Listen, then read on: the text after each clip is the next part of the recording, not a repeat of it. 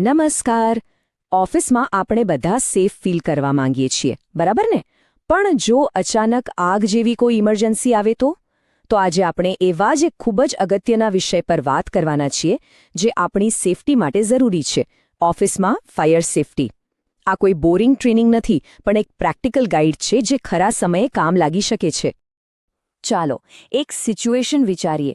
ઓફિસમાં બધા પોતપોતાના કામમાં વ્યસ્ત છે અને અચાનક એક ડેસ્ક પરથી ધુમાડો નીકળતો દેખાય છે, એક નાની આગ.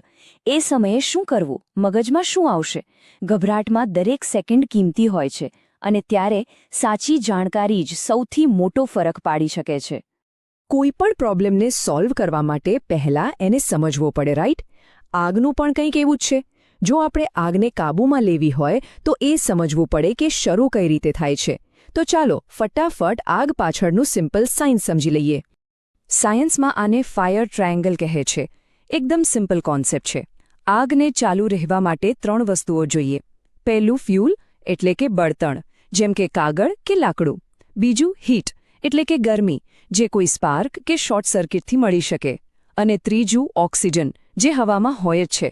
હવે મજાની વાત એ છે કે ફાયર એક્સટિંગ્વિશર આ 3માંથી કોઈ એક વસ્તુને હટાવી દે છે અને બસ આગ બુઝાઈ જાય છે. પણ અહીંયા એક ટ્વિસ્ટ છે. બધી આગ સરખી નથી હોતી. આગ શેના કારણે લાગી છે એટલે કે એનું બળતણ શું છે એના પરથી એનો પ્રકાર નક્કી થાય છે. અને દરેક પ્રકારને બુઝાવવાની રીત પણ અલગ હોય છે. એટલે આગને ઓલવતા પહેલાં એને ઓળખવી ખૂબ જ જરૂરી છે. ઓફિસના વાતાવરણમાં મોટેભાગે 3 પ્રકારની આગ જોવા મળે છે. પહેલો છે ક્લાસ એ, જે કાગળ, લાકડું કે કચરા જેવી સામાન્ય વસ્તુઓમાં લાગે.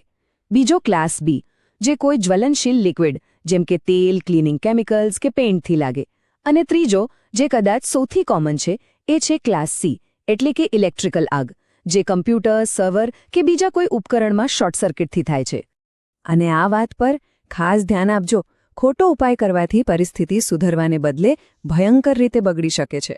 જરા વિચારો, જો કોઈ ઇલેક્ટ્રિકલ આગ પર પાણી નાખવામાં આવે તો એનાથી જીવલેણ કરંટ લાગી શકે છે. એ જ રીતે તેલથી લાગેલી આગ પર પાણી નાખવાથી સળગતું તેલ આસપાસ ફેલાઈ શકે છે અને આગ ઓલવાવાને બદલે વધુ ફેલાઈ જશે.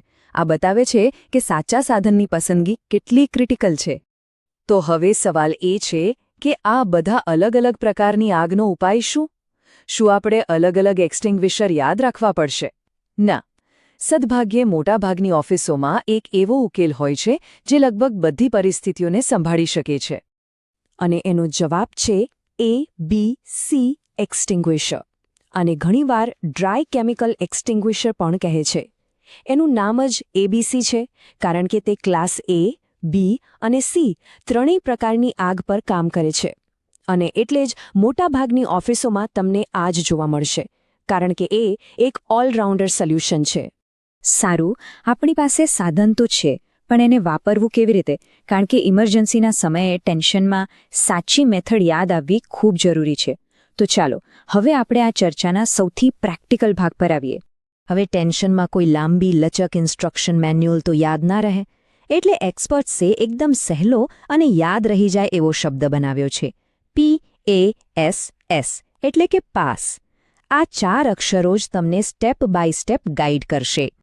ચાલો આ પાસ મેથડને ડિટેલમાં સમજીએ. P એટલે પુલ. સૌથી પહેલા ઉપર જે પિન છે એને ખેંચી કાઢો. A એટલે એમ. આ સૌથી ઇમ્પોર્ટન્ટ સ્ટેપ છે.